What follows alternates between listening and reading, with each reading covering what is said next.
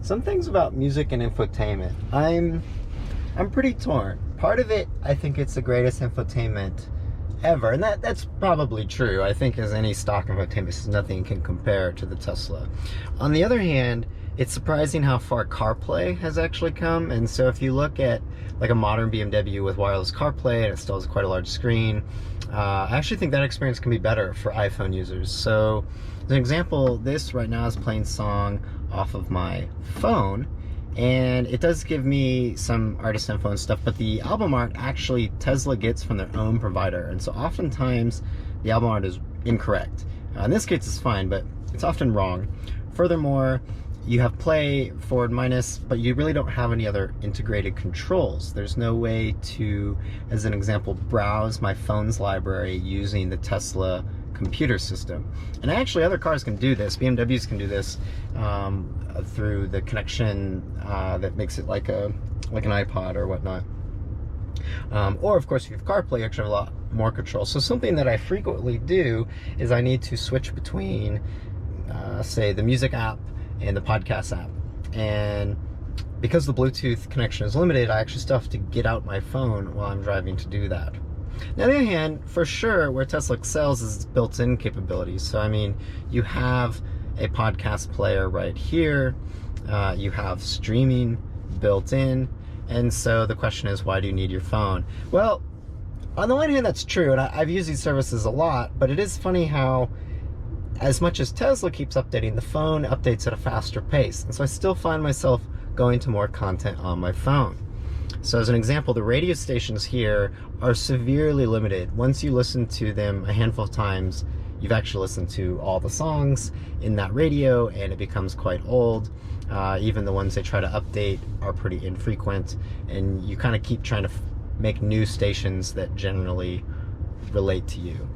Similarly with TuneIn, you know, I don't use TuneIn. I don't have an account. I don't really care to use it, so it makes it a little hard. I wish they integrated with Apple services. Like if I could just sign in with my iCloud account, I would be very happy. Or even if I could use Overcast or maybe another podcast client as far as that goes. Now, of course, there is this giant Spotify button, and so you could use Spotify, and I imagine this would be a great experience.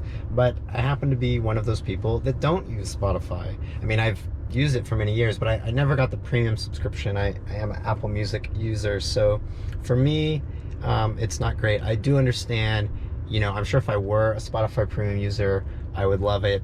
I would forget that my phone even exists, and it wouldn't be a problem. But for me, I actually wish Tesla would support CarPlay. It would solve quite a few issues.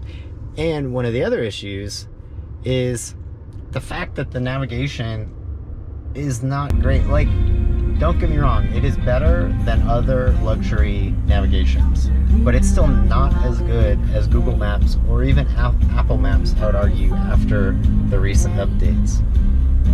Because I've been doing a lot of driving recently, and I go back and forth just to test it out.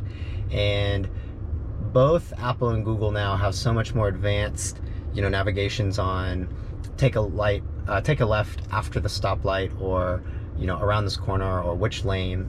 And the Tesla has sort of fallen behind. It's a little bit more limited there. In addition, sometimes the routing in the Tesla is just plain wrong.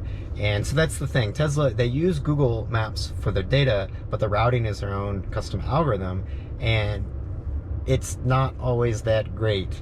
I think this is the nature of Tesla trying to do everything themselves. This also gets into some other things, such as the phone capability and the idea of making calls and other kind of phone integration things. And the problem is, this just doesn't work. Like, even after all the updates, it doesn't work. It doesn't find my recent calls. It does not import my contacts, and it's really limited. And so even making and receiving calls is actually quite frustrating. And this has changed a lot through the software updates, but that's another thing, that those are really cool in the beginning and they become tiring, because if things continuously got better, that'd be one thing, but often they go back and forth. It's quite frustrating. So I don't even use this anymore. I just sort of gave up. And that brings up another interesting thing, and that's about voice commands. So Tesla updated their voice algorithm, which you activate by pressing this button here, but my experience is it's still kind of garbage. I mean, basically the only things that I want voice to do is so that I can call people in my contact book.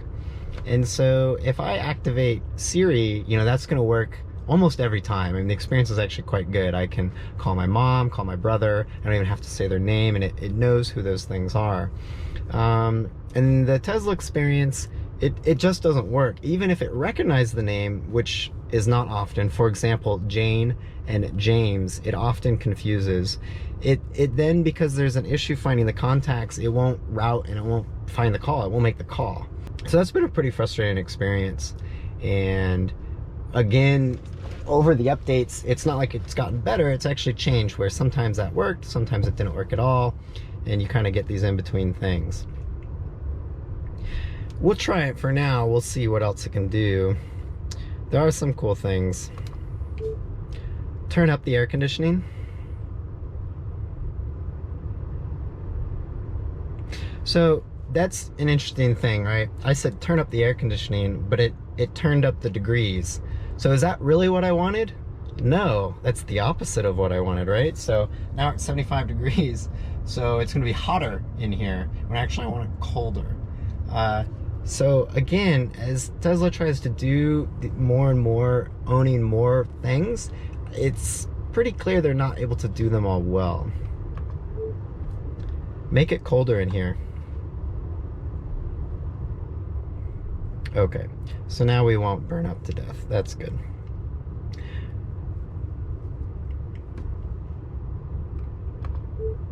Find a target nearby. So that's interesting, right?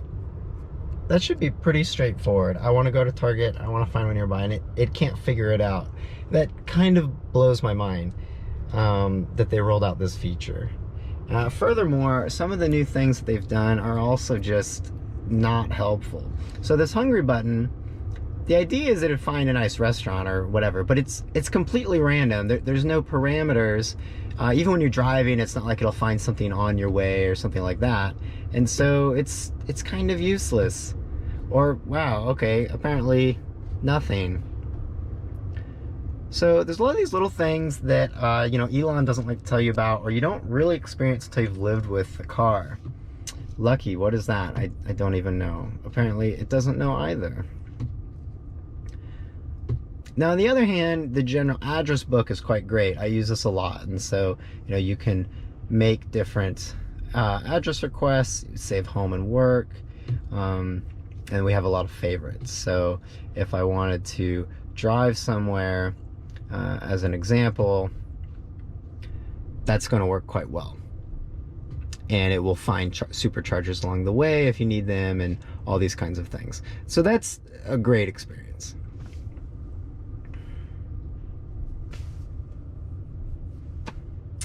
What else? What else should we talk about?